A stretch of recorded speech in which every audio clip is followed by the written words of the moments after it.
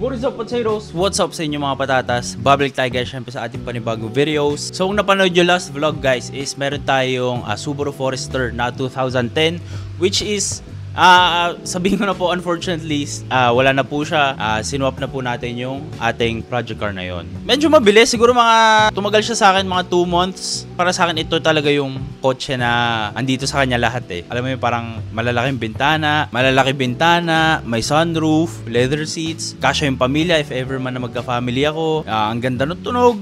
Alam mo yung lahat ng qualities ng pagiging kotse is nandun sa kanya. Pero kasi meron siyang isang one big red flag para sa akin. And yun yung kanyang reliability. No? So kasi para sa akin, ako personally wala akong masyadong kilala kasing mga mechanics ng Subaru. No? So para sa akin, well, medyo mahihirapan ako in the long run if ever man na masira ulit siya. No? So syempre hinahanap ko yung perfect car talaga para sa akin. Tinry ko lang guys kasi syempre alam nyo naman talaga guys, ako very very avid fan ako talaga ng 90s car. As in, walang makakatalo ng 90s car para sa akin. Kaya nga nag-start tayo ng Toyota Corolla na 1989. Pero tinry natin mag-ari ng modelo which is yung 2008 natin na Honda Accord. Tapos after nun, nag-try tayo ng 2010 na Subaru which is yung last time nga na nakita nyo sa vlogs natin. Pagka na-realize ko lang guys na pagka hindi talaga para sa'yo, alam mo yun, parang wag mo na ipilit, hindi talaga para sa'yo yung bagay na yan. So ngayon alam ko naman, palagi ko naman sinasabi to guys na boss, palagi ka naman may project car, buy and sell ka boss, palit-palit ka ng kotse, ganito ganyan.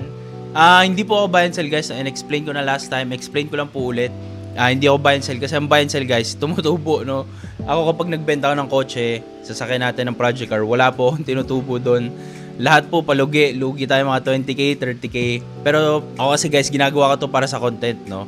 Gusto ko i-share sa inyo yung experience kapag naka Honda Accord na 2008 kasi maraming natatakot guys no, na mag-ari ng Honda Accord.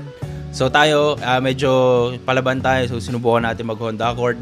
Sa Subaru naman, marami ring takot. Syempre kasi takot sila sa check engine. Ano ba yung, kamusta yung gastos, kamusta yung gasolina, kamusta yung problema, reliable ba. So ako, again, tinesting natin mag Subaru Forester. Pero still, hindi siya nag-work para sa atin guys. No? So gusto ko lang sabihin sa inyo na palit-palit tayo ng kotse para ma-share ko yung experience sa inyo. Kapag bibili kayo ng ganitong sasakyan. Hindi man same experience for sure, pero somewhat magiging ganun yung experience nyo. Hindi ko naman sinasabi na kapag bumili kayo ng Subaru Forester, masisira agad. Vina-vlog lang natin guys kung ano yung mga posibleng mangyari. Or ano yung mga encounter nyo kapag nag-ari kayo. Kasi marami nagtatanong guys, no? Kamusta ba yung Subaru? Kamusta ba kapag naka-Ford? Kamusta ba kapag naka-Chevrolet? Wala akong masagot guys. So ako, bumibili tayo ng mga iba-ibang sasakyan. Syempre para ma-share sa inyo. And syempre content na rin natin, trabaho kasi natin to guys. So anyway, gusto ko again magpasalamat po sa inyong lahat sa pagpatuloy na pagsuporta po sa atin. Ilang years na ba tayo nag-vlog? Siguro mga nasa 4 years. Hindi, 22 no? So mga 3 years na ata tayo nag-vlog. Sobrang raming salamat po from the very bottom of my heart. Kasi kung hindi kayo nanonood naman ng vlogs natin, hindi tayo makapag-experience sa mga ganitong sasakyan. So again, hindi ko na papatagalin pa yung video na to. Gusto ko i-share sa inyo yung ating panibagong project car ngayon 2024. Most likely ito na yung matagal. Gusto ko talaga 90s car no. So again, sinubukan ko lang kung medyo moderno ng mga kotse. Pero again, hindi siya para sa atin. So medyo mahaba-haba tong series na to. Kasi isa to sa mga pinakapangarap ko talagang kotse ever since na pumasok ko sa 90s cars. So game, papakita ko na sa inyo. Tara, let's go!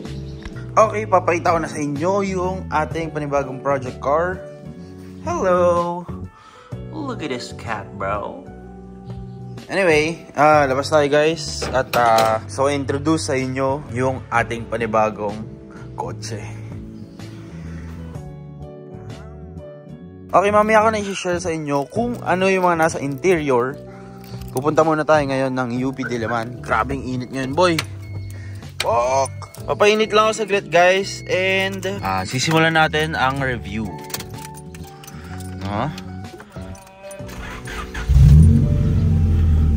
Wait lang. Habang tayo ay nagpapainit, guys, ito muna nga. Exterior look ng ating panibagong sasakyan. Mamaya ikikwento ko sa inyo kung paano ito nangyari, magkano ko siya binili, ano yung mga nasa loob ng sasakyan. Para sa akin, medyo makati ang inabot nitong gastusin natin dito. Pero still, ito yung gusto ko. So tara, simulan natin. Punta tayo ng UP ngayon. At dun ko kayo iikot. Kasi dito sa garahe namin guys, medyo maliit. Hindi ko mapakita ng maayos sa inyo. So, pupunta tayo ngayon ng UP Diliman. Nakakapanibago lang guys, kasi ang tagal kong hindi ako nakapag-ari ng nakatent na kotse. Alam ko naman na yung mga iba naming sasakyan, yung Revo, yung Fortuner, nakatent sila, no? Pero ako kasi sa personal ko na sasakyan, hindi ako sanay na nakatent eh. Pero okay, no? Kasi ang lamig. Alam mo yun, ang lamig agad. Hindi na siya nakakapaso sa balat. Pero baka dahil kasi 9 AM pa lang ng umaga. So, quick tour muna. Ito yung ating interior. Ngayon, kung i-compare ko sa... Actually, mamaya kikikwento lahat to. Let's go, punta muna tayo ng UP. Tara!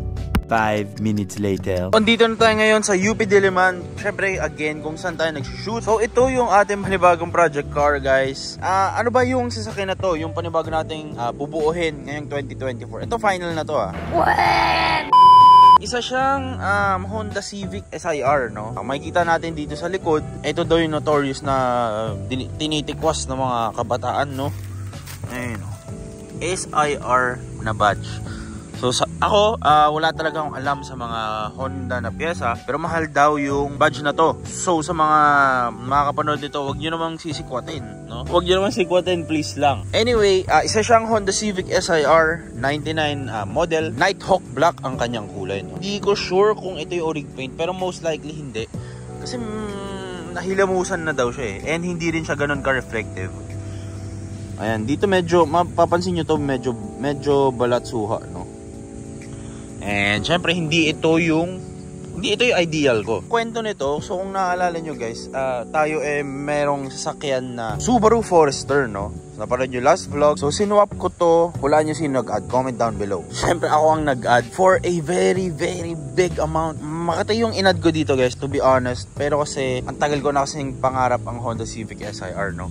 Kung naalala nyo guys, sabi ko sa last vlog, ayoko ng SIR unless Passion Orange or Sunburst Yellow. Pero kasi ang hirap maghanap ng latag SIR kasi nga syempre ang dami yung mga pinaglalaroan nila yung mga SIR. Pero anyway, sinuwap natin to. Actually kagabi lang nangyari yung deal guys, no? And ito yung first look ko sa araw. So kaya rin gusto ko syempre ma-vlog to dito kasi hindi ko pa naiikot ng matino yung sasakyan kasi parang 1 AM na or 12 AM na kami kagabi natapos. Syempre deal, magkano ad, ganito ganyan and all. So ito yung first look ko ngayon sa kanya ngayong umaga. To be honest guys, nung dumating to, nung nakita ko siya, hindi siya gaanong tindigin sa akin kasi nga hindi naman ito yung hinahanap kong sasakyan. Ang hanap ko na talaga orange or sunburst yellow or Jazz talaga that time, no? Gusto ko siya i-swap sa Jazz kasi gusto ko na modelong kotse, no? Pero still, nung dinrive ko to, medyo na in love ako guys sa kanya kasi nga sa body lines niya, kung makikita natin dito, latag-latag din, no?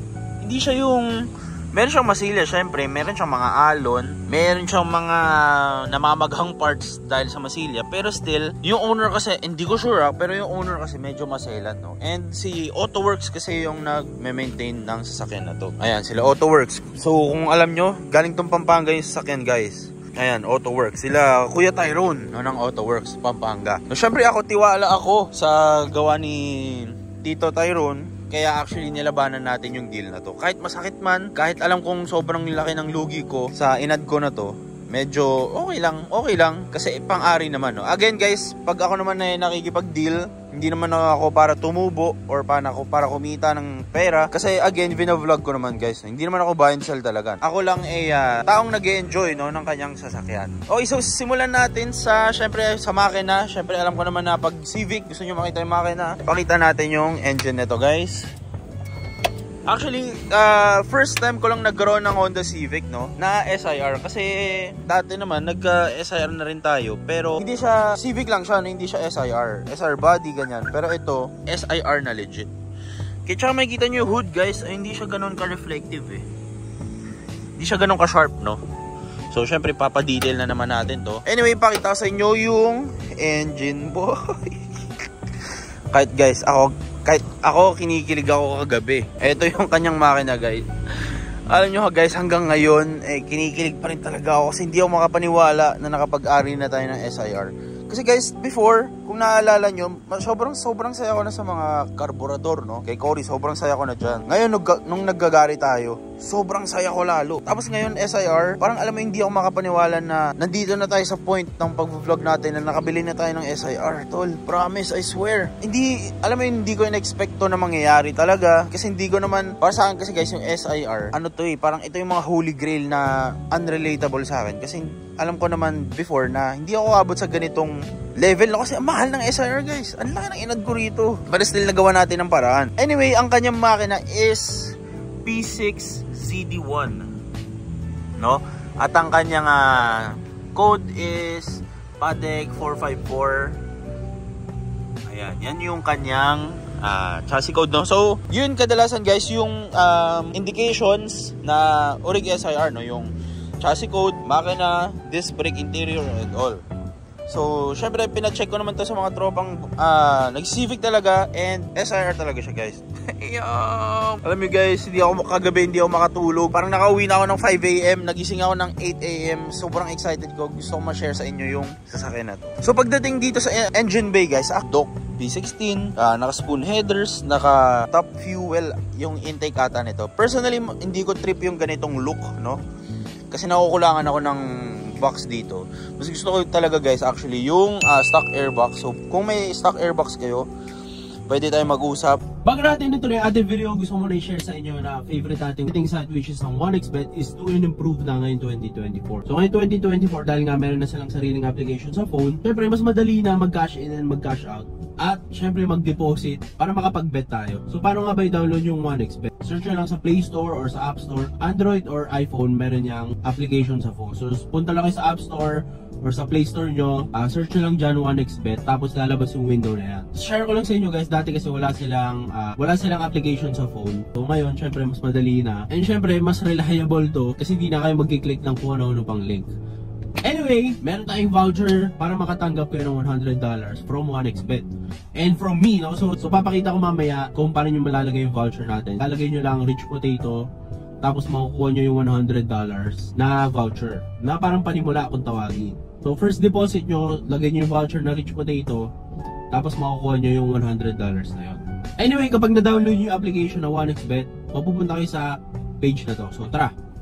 So napakadali lang mag-register dito guys. Siyempre click nyo lang yung green sa taas, register. Tapos ako dito may lalagay yung phone number mo. Ito rin yung gagamitin mo pang login mo. Tapos dito nyo magagamit yung rich potato na code. Siyempre $100 yan guys na bonus, di yan pesos, dollars yan. So napakadali lang mag-register, makakapag-bet ka na agad. So siyempre kailangan mo maglagay muna ng pera para makapag-bet ka dito sa betting site. Kaya siya betting site, diba? So maganda sa betting site na to, sobrang daming laro. Siyempre meron dito football kung fan ka ni Messi o ni Ronaldo, tennis, meron din. At syempre, yung paborito ng Pinoy, hindi mawawala talaga dyan yung basketball. Pwede ka tumaya dito, NBA, PBA, at kung ano-anong liga pa. Yun ang maganda dito sa 1xBet, sobrang daming varieties ng mga laro. Sobrang user-friendly ng app na to, so hindi ka talaga malilito, hindi ka maliligaw. Subukan nyo na tong 1xBet, wala namang masama sa pag nagtatry. Alay mo, kayo na yung susunod na swell. Tapos, ano rin siya guys, naka-orig na grill pang SIR, naka-Stanley rin siya ng mga headlights, and Stanley. Nasasayad ko na siya. Nasayad ko na siya for ilang beses na dahil hindi ako sanay no na sobrang baba na naman pala ng sasakyan natin. Papunta kasi dito sa UP, sobrang daming kailangang mga humps no. Sobrang daming humps no. Nasayad ko siya siguro mga 2-3 times. Anyway, pagdating kasi dito sa engine bay guys, gusto ko na may ganito no, yung hindi ko alam ano tawag dito pero maganda sa akin. Pag nakaganyan, mas nakukumpleto niya yung look ng engine bay, no? Sa engine bay, wala naman ng ibang upgrades dito kasi all stock lang siya, guys. Stock box, stock internals, all stock, not literal. So, pagdating naman dito sa tires natin and mags, ito actually, guys, yung hindi ko gusto dito kasi yung lug nuts niya, sobrang protruded. Grabe yung pagka-protrude, tol. Tignan mo naman yan, boy. Ayun, no? So para sa akin sa stock mags hindi bagay yung ganyan. Mas gusto ko pa yung stock na lug nuts kasi ito hindi ko sure parang medyo tatay build no. Pero naka-federal siya na 595 Evo na gulong. Semi-slicks din to guys pero 2017 ata yung prod date ng mga ganito. Kasi kung aware kayo sa mga gulong, wala nang hindi ko sure, parang wala na atang federal na lumalabas, no? Na ganitong gulong. Pero yun, no? Naka 15 siya, stock mugs. Sa likod, syempre naka disc brake. Ayan, naka disc brake yung likod, which is ito yung stock ng mga SIR talaga.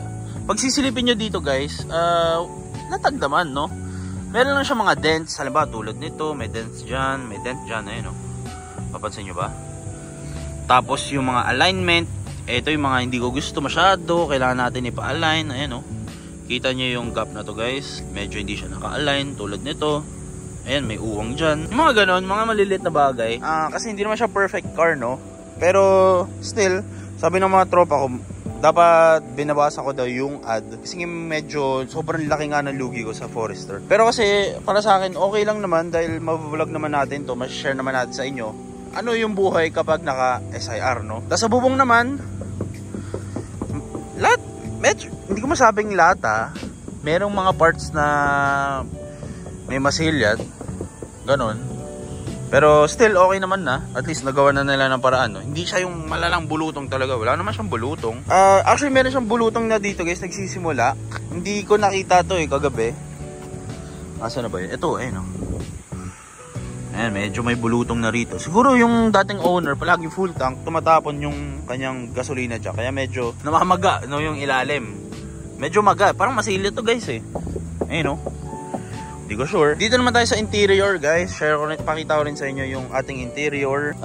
Interior natin, tayo ay naka HKS na interior guys, no? Sa mga SIR guys, actually dalawa ang stock na interior ng SIR, no? Isang zigzag, actually tatlo pala, meron pa pala yung 99 na stock Meron yung 99 na stock, yung parang confetti ata tawag nila doon. Hindi ko sure Basta hindi ganito.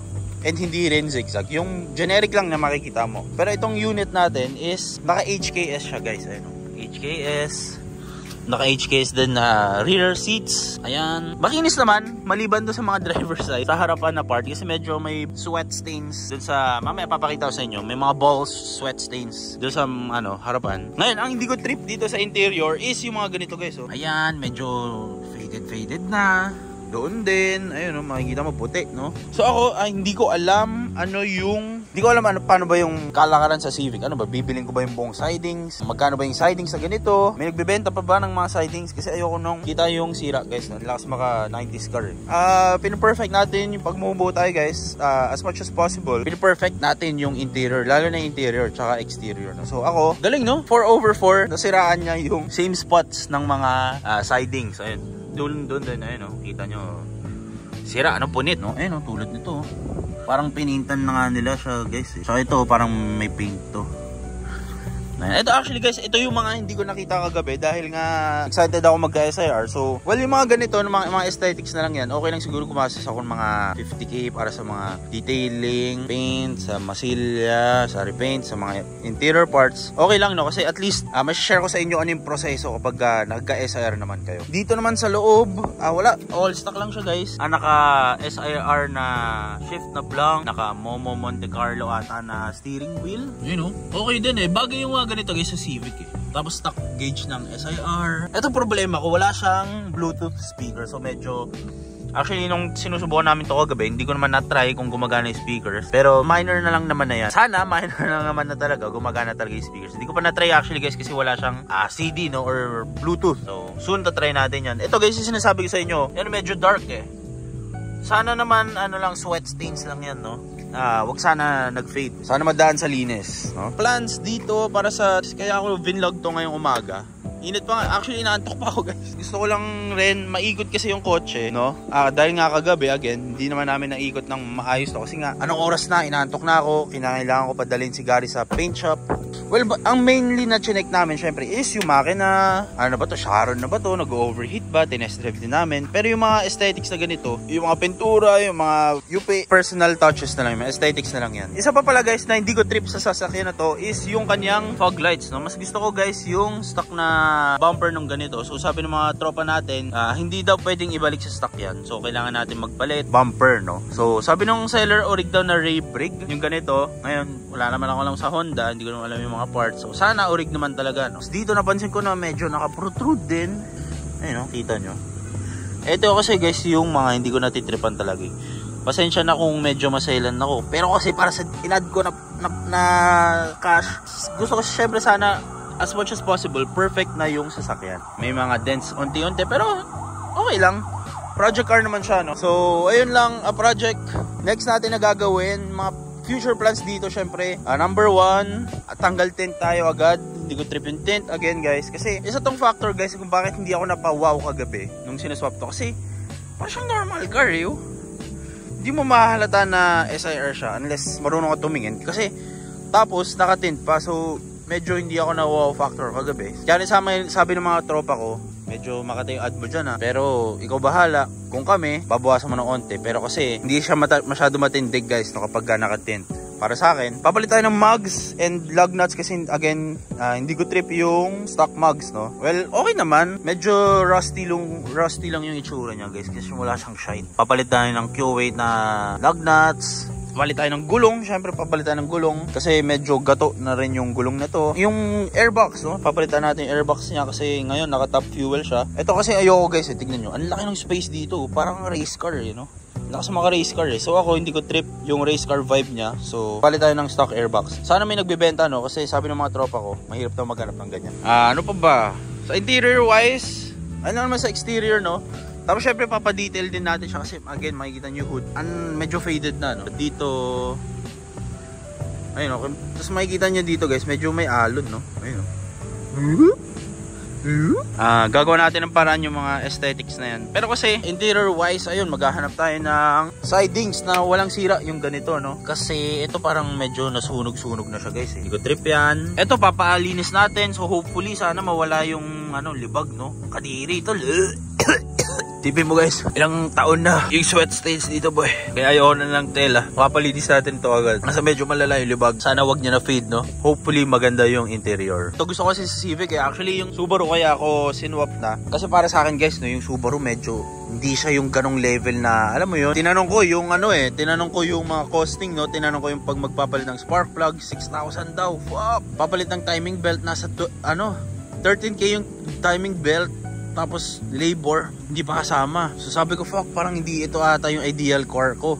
Ngayon sabi ko, alam ko naman, sabi ko last vlog na parang ito yung tatagal na sasakyan sa akin yung Forester, no? Pero kasi, guys, hindi siya ganun yung, alam mo yung, ang lakas niya sa gas, ang mahal ng pyesa, mahirap siya, hindi siya para sa, hindi siya kaya ng budget ko i-maintain. Though, syempre, alam ko naman na Forester na yun, what a great experience, no, na-experience ko yung ganong sasakyan. Pero hindi lang talaga siya para sa budget ko. Kasi yung budget ko, guys, alam nyo naman na, like, common people lang ako, na hindi ganong kataas yung budget natin para mag-ari ng mga ganong sasakyan. And may times din, guys, no, na pag dinadrive ko yung sasakyan, parang nasasabi ko na, parang hindi ako yung nagdadrive, Kasi very fun talaga ako ng mga 90s car, guys, no? Kasi syempre, bababa yung maintenance, ang daming pyesa, madali gawin, number 2, number 3, madali gawin, daming may alam, daming pwedeng tumulong sa atin. Sa Subaru, guys, alam nyo, to be honest, namunot yung MAF sensor nun, nabaliw yung sasakyan, tol. Nagtanggal lang ako ng battery ng terminal kasi tinry ko mag-engine wash, nabaliw yung sasakyan, check engine all the way. Pero still, dinala ko siya sa M2G, napanood nyo nga last vlogs, naging okay na siya. Pero still, grabe yung kaba ko nun, tol. Kung alam nyo lang, grabe yung kaba ko ng mga panahon na yun, kasi hindi ko inaasahan na ganun kasela ng mga Subaru. So ngayon,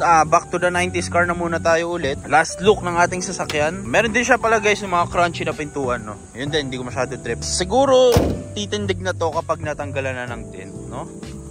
Tingin nyo, bang, diba? Actually, guys, gusto ko na talaga tanggalin yung tint, kahit init na init ako, no? Gusto ko na tanggalin yung tint para naman magkaroon ng onting tindig. Kasi as of now, parang siyang regular car, regular Civic, ganyan. Di talaga ako fan ng tint, guys, So ayun lang, again, sobrang salamat sa lahat ng sumusuporta sa vlogs natin. Sobrang hindi ko inaasahan na darating tayo sa ganitong level, guys, na makakapag-ari na tayo ng SIR. Dahil nga, way beyond my means na yung sasakyan na ganito. From the bottom of my heart, again, sobrang thank you sa lahat ng sumusuporta. Sa lahat ng nanonood ng vlogs natin. Hindi ako makapaniwala talaga, guys. As in, hanggang ngayon, at up to this point, na ito na yung kotse natin. Well, sa akin, mababa lang kasi talaga yung lipad ko guys. Hindi ko ina-expect yung mga ganitong sasakyan na, I mean, hindi naman siya mahal, no? Mas mahal pa nga guys actually Forester. Pero kasi value-wise, mas mahal to. Mas madali siyang ariin, mas madali siya ibenta if ayoko na. Mas madali siyang gawin pag nasira. Mas madali everything, no, para sa kanya. Mas mabilis din, syempre mas mabilis. Pero still, what a great experience para sa Forester. Pero kailangan natin mag-move on kasi bumubutas ng wallet yung Forester. Again guys, sobrang gusto kong magpasalamat sa inyong lahat sa pagsuporta sa akin dito sa journey natin na to. Abangan nyo yung mga susunod na gagawin natin dito sa project natin na to, SIR, Project SIR. So ayun lang, kita-kits sa mga susunod na video. Peace out. Let's go!